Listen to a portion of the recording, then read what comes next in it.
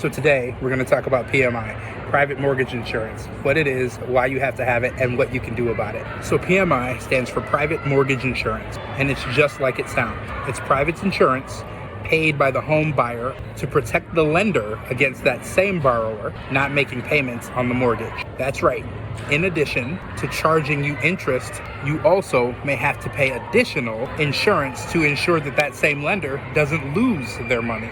To be clear, PMI only protects the lender and not the borrower. So if you default on payments, credit impacts and foreclosures are still on the table. Now, PMI is typically required when the borrower has less than 20% to put towards the down payment on the home. While this has always been a large amount of cash, it's even more with the average home price in 2025 hovering around $500,000. That means that 20% down is $100,000. With PMI, you can put a smaller amount down than the 20%, but then PMI itself is somewhere between 1/2 to 1% of the home's value. And remember, none of that goes towards the home's equity itself. So if you want to avoid PMI, here are 4 ways to think about it. You can put down 20% if you have it. This is a two-parter because there are 2 main ways to do that. The first is to save until you have enough for a down payment on your dream home. However long that takes, get to the 20% and then purchase the home and put that down. We also have videos to help you figure out how to save to do something like that.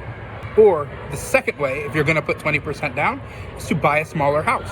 One where 20% of the down payment is within reach of the money that you have saved or of your saving goals. While there are other factors to consider, like how much money could that 20% down be earning you elsewhere, these 2 are the most straightforward way to truly avoid PMI. Next, you could take out a second mortgage to get to that 20% down payment number.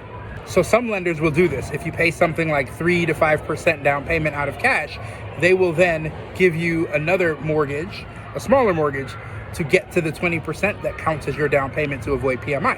While this is still a loan and you are still paying interest, it can often be cheaper than PMI.